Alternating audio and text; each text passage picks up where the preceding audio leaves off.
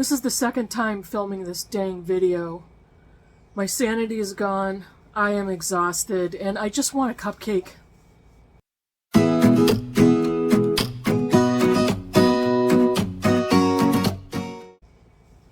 Hey BookTube, it's Kim at Middle of the Book March for the second time.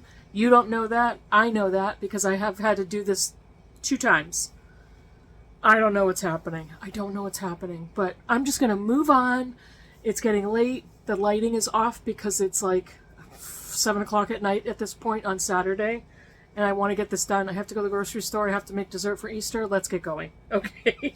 So, what did I read? I finished a bunch of stuff. I read 2 short books, 2 short stories, and I DNF'd a book. So let's talk about everything.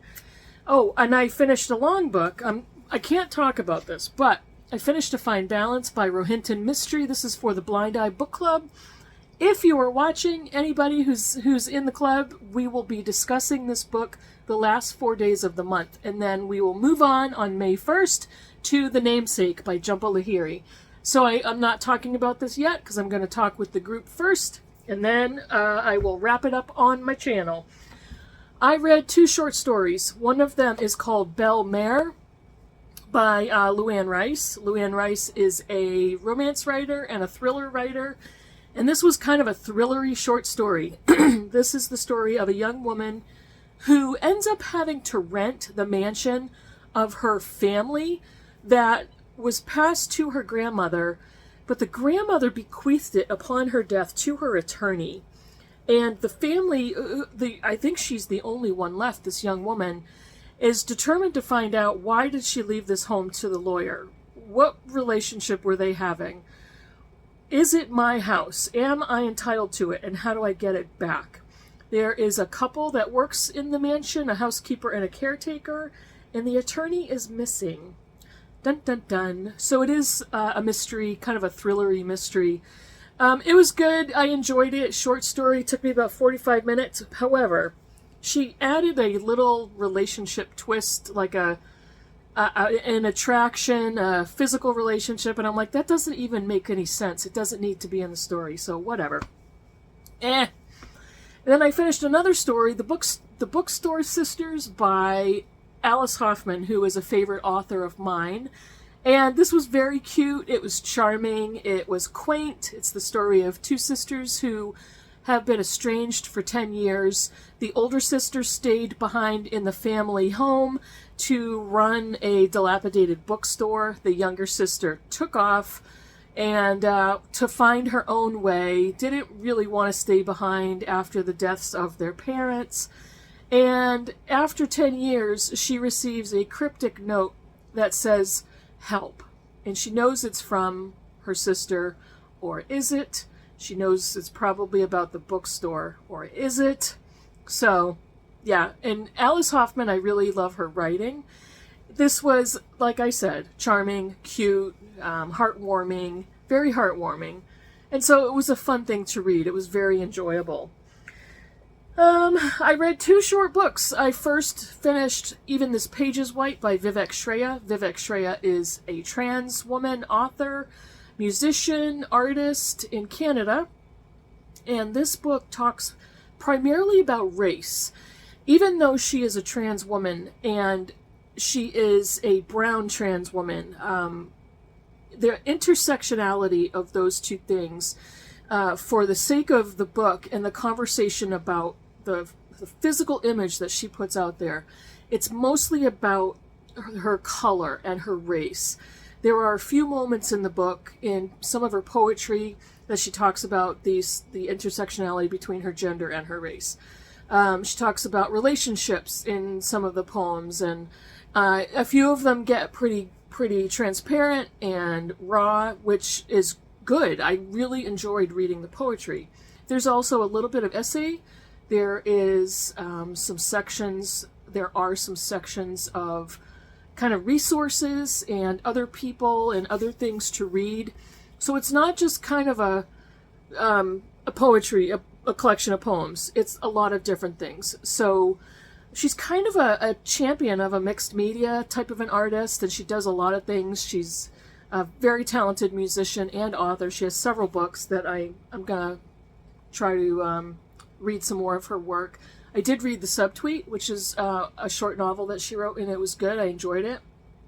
But I really, really could have read a longer book. I could have read more poetry from her, because that, for me, that was the strongest part of this book.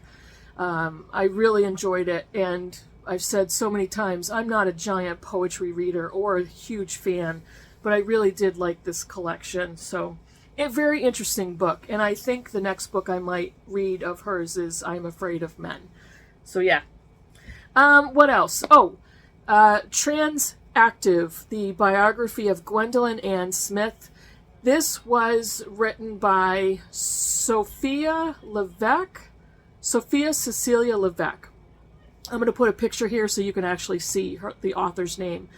But Levesque was a 20-something-year-old graduate student, and she was working on a project with other students to write and update Wikipedia pages for people that needed more exposure, that deserved more exposure, that their stories deserved to be out there. And she came upon the name Gwendolyn Ann Smith, and she said, that sounds like she has an interesting name. I'd love to look into her life. And Gwendolyn Ann Smith is still living. She is a trans woman activist, educator, philanthropist, nonprofit organizer. And Levesque looked into her life, and she, in order to write a Wikipedia page, the writers have to gather secondary sources. And she was talking to a colleague and saying, I can't find any secondary sources on Gwendolyn Ann Smith. And he said, why don't you write one? Why don't you become one? And a second source basically means it's not a first-hand interview, or it's not directly from the person. It's written about them. So she was the one that was going to write an original piece about Gwendolyn Ann Smith. So Smith, I don't know about single-handedly, but she spearheaded the effort to force AOL to change their policies on material and chat rooms and information that went out on the interwebs way back in the olden days about trans people and transgender communities, information, even health information, just basic community information. AOL was restricting and banning that information back in the initial days of the internet. And Smith was the one who demanded and forced and finally succeeded in having AOL change their policies so that the word transgender, and actually back then it was transsexual, the transgender community could reach out and find each other. They could learn from each other. They could communicate and find friendship and relationship.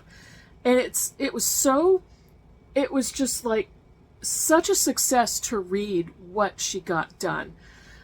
She also is the founder of Transgender Day of Remembrance, and that is a project that she developed when she started hearing more and more stories of transgender people being gruesomely murdered. She started to look into police reports and articles. Oftentimes, when a transgender person is murdered, the writer of the article wasn't sure how to name the person or how to assign a gender to the person, so they often left those out. And Smith found out that those articles were a little too vague, and once she dug a little bit, she realized that was a transgender person that was murdered. Many of them were sexually assaulted beforehand and then brutally murdered and or tortured first. So she compiled a list of transgender people who were murdered, the dates, their names, the way they died, and if there was a person arrested for that crime. And it's a brutal list of people to read. It's a brutal list of actually seeing in print how these people were killed and why. It's extremely difficult to read the descriptions, but what Smith did with all of this information and the way she authentically lived and lives her life is wonderful. And she was engaged to be married while living as a man, and realized that she needed to tell her fiance her female fiance who she was and what was going on. And she was terrified because she felt this was the love of her life and she needed this person to know who she was on the inside. And she decided, I'm going to tell her. And she did. And her fiance was like, all right, well then let's do it. And she was all in 100%. And to read that and to know about that is just, it creates such warmth and hope for the future that hopefully any transgender person has that type of person in their life. So, very short book. I wanted it to be more, and it was more like a kind of a graduate assignment more than a long form book, but there is some great information for a Wikipedia page. And so the last two books I just talked to you about were for Trans Girl April, and they were also Trans Active, a biography of Gwendolyn Ann Smith, applies for People April, of biographies and any books that are letters or nonfiction or memoirs about people. So the book about Gwendolyn Ann Smith applies to that. What else is there? Oh, I have a DNF. Oh, and this is a disappointing one. Susan, if you're watching, I'm so sorry, but I DNF'd to David Copperfield. I know Dickens writing, and Dickens wrote in serial form because he needed to make money. George Eliot did the same thing. Any classic author, Alexander Dumas, they wrote in serial form because that's how they had made their livelihood. And so it was like a subscription service. You put out a portion of the long novel, and then you made the public wait, and then you put out another one, and you made money that way. It's how you bought your food and paid your rent. But this is just a little too long. I was not really into the autobiographical nature of David Copperfield. I wasn't that interested. I'm not that big of a fan of child or young teen narrators. And often a lot of Dickens books are written from the perspective of a child or a young person. And this just didn't work for me. I had started reading it in Victober, put it down, thought I was going to DNF it, picked it back up, thinking I'm going to be a purist and read this before I read Demon Copperhead by Barbara Kingsolver. But it's not necessary to read this first, so I've decided to DNF it at 60%. And yeah, it's not going to put me off to other Dickens novels that I have not yet read, because I do have several and I'm looking forward to them. But Copperfield was just not for me. I'm sorry, Susan. Susan from Road Reads. So she's said a few times that she read David Copperfield the first quarter of this year. It may be, so far I think she said that it's her book of the year, but we'll see. We'll see. I think that's it. Because I was so muddled this week, I'm going to get back to my shout-outs next week in my next Saturday video, because I've already discovered so many brand new booktubers, or new to me, yes, but some of them are also very small booktubers, and I really want to give them the exposure and the credit they deserve. So I will get back to that, weird swallow, in my next Saturday video, which I hope to have done on time. So thanks everybody for, commenting on, my late announcement and all that. Thanks for your patience. Really hope you're having a good week. I hope you have a good Easter if you're celebrating Easter, if you're getting together with family for a big dinner. Let me know in the comments below what you think of any of the books I showed you, and I really appreciate it that you're watching. Thanks so much for getting to the end.